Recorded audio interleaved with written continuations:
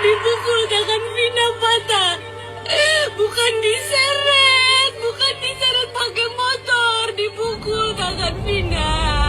Banyak juga yang ngetek kasus ini untuk Mbak Nini up, untuk Mbak Nini kuak. Ini juga bukan kasus sembarangan kasus juga. Mbak Nini sih butuh pertimbangan juga untuk buat video ini. Saking Mbak Nini tuh diteror, saking banyaknya orang yang ngetek dan minta tolong ke Mbak Nini untuk ungkap kasus si Vina, sampai ada pencarian Nini Kurinci tentang Vina. Padahal Mbak Nini belum upload konten tentang Vina ya. Jadi sesuai permintaan kalian, Mbak Nini akan menjawab sesuai dengan penglihatan Mbak Nini. Tapi memang ada beberapa hal yang tidak bisa disampaikan secara umum. Mungkin nanti kalau ada pihak keluarga yang menghubungi Mbak Nini, mungkin Mbak Nini bisa sampaikan secara langsung kepada pihak keluarga. Mbak Nini akan menjelaskan beberapa hoax dulu sebelum kita membahas tentang kasus Vina. Pertama, ada yang bilang kalau si Vina almarhumah ini adalah korban PT atau sejenisnya. Itu bukan ya teman-teman. Bukan, itu memang murni asli ya itu ya kekerasan juga gitu. Bukan tumbal-tumbal apa segala macam, bukan. Dan juga dari flashback yang Mbak Nini dapatkan dari rekaman video kesurupannya temannya Vina gitu ya, itu memang murni Vina yang memasuki dari temannya tersebut. Itu bukan Linda yang menyeting atau segala macam, bukan ya teman-teman, karena juga ada yang pengen bahas tentang itu. Dan memang benar ada 3 orang lagi yang masih dalam pencarian saat ini dan belum tertangkap. Itu adalah otak dari sebenarnya kejadian ini. Menurut dari penerangan Mbak Nini, korban yang selain dari almarhumah Vina ini, salah satu dari keluarganya itu tahu siapa sebenarnya otak dari pelakunya, tinggal di mana, orang tuanya siapa, itu mereka tahu.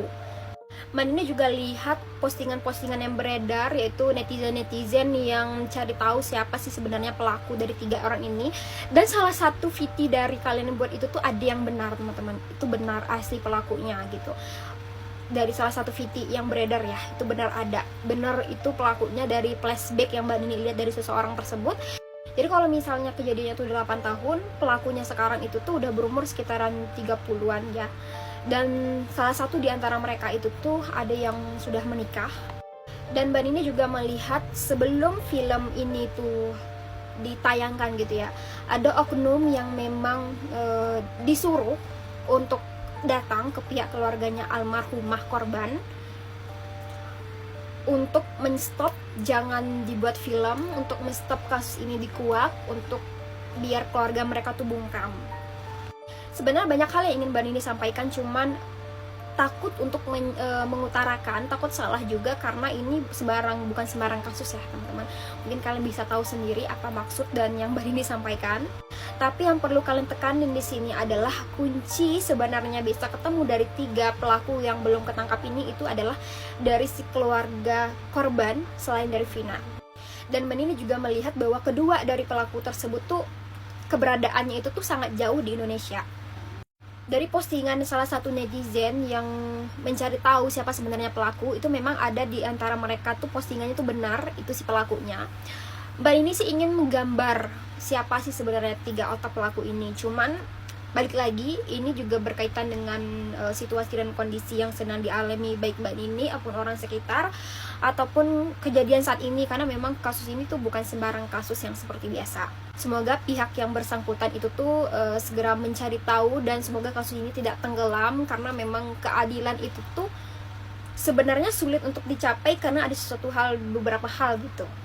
Dan ingat, intinya itu adalah mereka tahu sebenarnya siapa orangnya, ketiga pelaku ini dari pihak keluarga korban selain si Vina.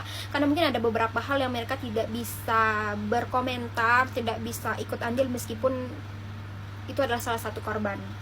Pelaku kan sudah ketangkap 8 orang dan ada 3 lagi yang belum. Sebenarnya dari Mbak Nini itu melihat sangat mudah mencari 3 orang tersebut, tapi karena ada beberapa hal kendala yang ngebuat itu terbatas ya, dari segi jabatan juga, keterbatasan dalam menguak ini sebenarnya sangat mudah teman-teman. Ketiga orang ini sangat mudah kita tahu gitu, dan juga fotonya sudah beredar di netizen itu ada yang benar. Cuman ya itu, kita balik lagi ke batasan kita dalam situasi dan kondisi karena berkaitan dengan jabatan.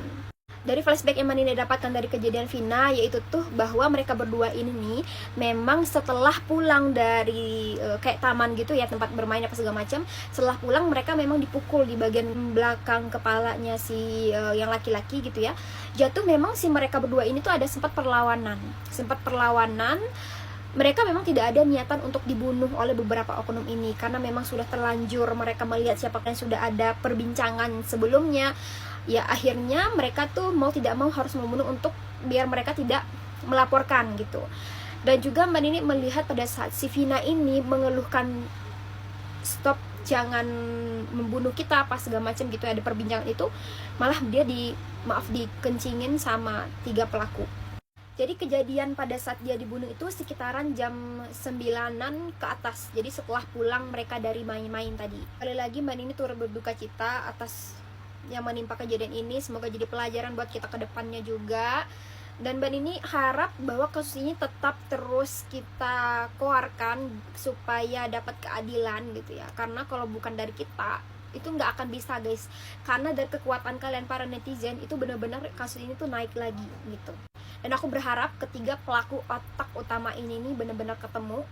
Dan aku berharap juga ada pihak keluarga yang menghubungi atau ada perantara aku untuk menyampaikan, karena ada beberapa hal yang aku harus sampaikan secara langsung kepada mereka.